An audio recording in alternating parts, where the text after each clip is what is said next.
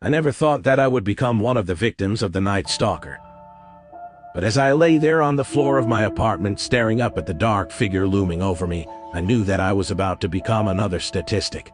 It had all started a few weeks ago, when the first reports of the Night Stalker began to surface.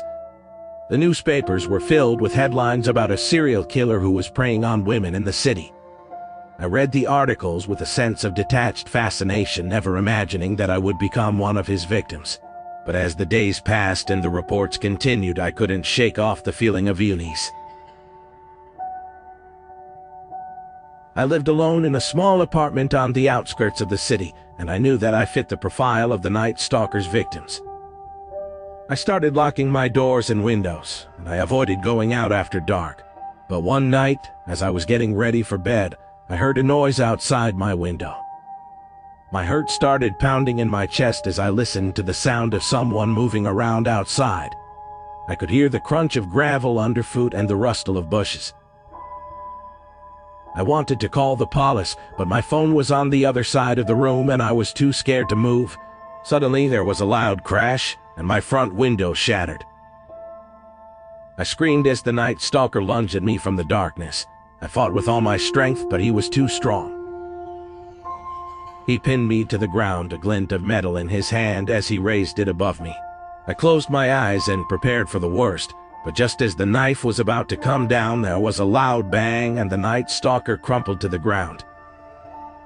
I opened my eyes to see a police officer standing in my doorway, a smoking gun in his hand. The Night Stalker had been caught, but the trauma of that night would never fully go away. I learned later that the Night Stalker was found guilty and was sentenced to life in prison without the possibility of parole. But even with him behind bars, I couldn't shake off the feeling of unease, knowing that somewhere out there, another It was a typical Wednesday evening when I heard the news. A dangerous killer had escaped from the local prison. His name was John Doe. They said he was highly intelligent, cunning, and had a history of violence towards women. He was known for his sadistic tendencies and had a twisted obsession with making his victims suffer before taking their lives. I couldn't shake off the feeling of unease that washed over me as I locked my doors and windows, double-checking to make sure they were secure. I tried to tell myself that it was just my imagination getting the better of me, but deep down I knew that this was real. This monster was out there somewhere and he was hunting for his next victim. I couldn't go outside, I couldn't go to work, and I couldn't even bring myself to go to bed at night. I was trapped in my own home, a prisoner to my own fear. I knew I needed to do something to protect myself, but I didn't know what. I couldn't just sit there and wait for him to come for me.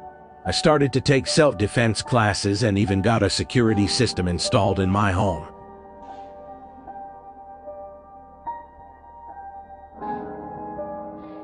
I also avoided going out alone and always made sure to let someone know where I was going and when I would be back.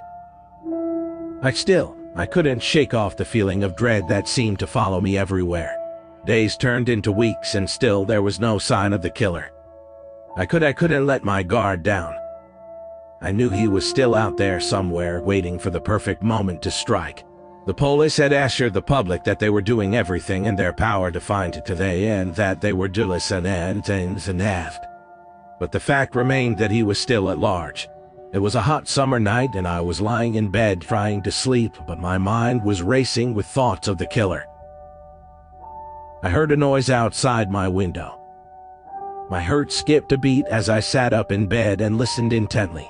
I could see a figure standing outside, a face obscured by the darkness. I couldn't make out who it was, but I knew one thing for sure. It was him, the killer. He had found me. I could feel the panic rising in my chest as I realized I was alone and vulnerable. I didn't know what to do or where to go. I felt paralyzed with fear.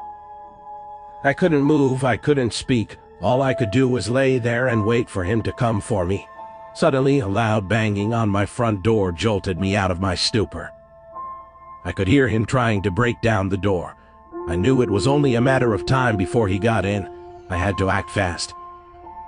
I grabbed my phone and dialed 911, but my hands were shaking so badly that I could barely press the buttons.